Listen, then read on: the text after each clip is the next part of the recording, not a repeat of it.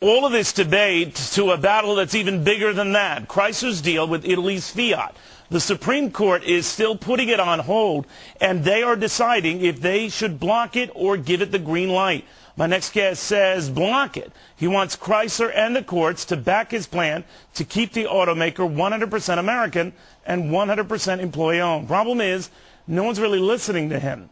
We are, though. Robert Mason is chairman of the Auto Stakeholders Ownership. All right, so where in this debate are you right now? If the court decides no go, then for all of you guys, no go, right? Well, first off, Neal, let me say thank you very much for having me on the show. I'm a big fan of your broadcast. But that said, moving forward, there's equity that's in play between the United States government and the UAW, and frankly, the United States government shouldn't keep it, and the equity of the UAW, they don't want it. And that opens that door of opportunity for the auto stakeholders ownership to participate. And that's the dealer body, who's really left out in the cold, as your last segment showed. Right. That's the supply base, that's members of management, and that's the employees. They're the ones with the vested stakeholders, they're the ones with the skin in the game, and all we're saying is let them double up, let them ante in, let them put their sweat equity in the table and derive some upside potential from this activity. But Robert, I mean, I admire your guts against the tide here, but talk about swimming against the tide. You got the White House all but strong-arming this deal, saying you either do it or Chrysler dies. You're running against that. You're running against the president who not too long ago said that creditors in particular who are balking at this thing were not looking out for the greater American good, all but calling them villains. That's what you're running against. You okay with that?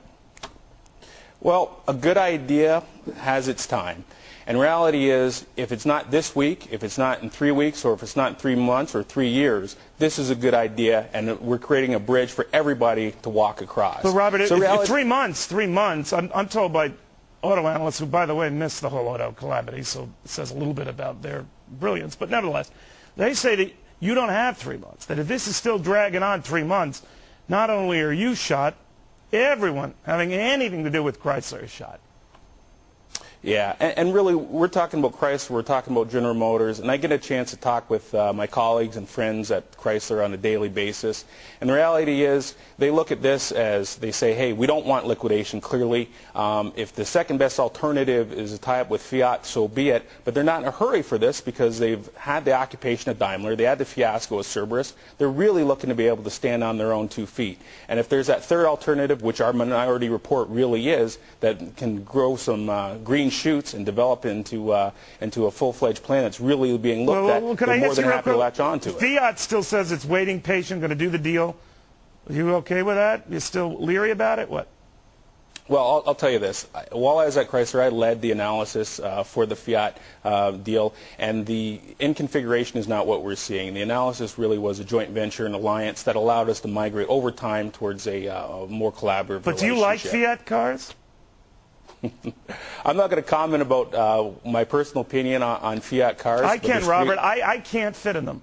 And I'm just wondering that... I'm 6'4", so I'll just let you know that. Well, you're a big muscular dude, but I'm just telling you, these cars are built for 3-year-olds. They're very fashionable, very nice, very light. You can pick them up. They're kind of like a Fred Flintstone deal. But I'm just really beginning to wonder if the government forcing a merger of a company that makes cars like that with a company, Chrysler, that makes much bigger cars and SUVs than that, is a marriage made in heaven or hell.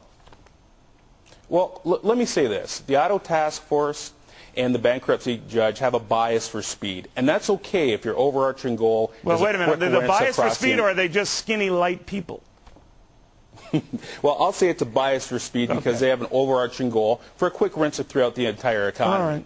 Myself, I'm a Michigander. I'm a third-generation Chrysler employee, so I have a bias for effectiveness. And that's what the Auto Stakeholders Ownership Plan is. It's a plan for effectiveness that brings the parties to the table so they can create a long-term viable solution. Here's what you got to do, Robert. You got to pray for a fat judge.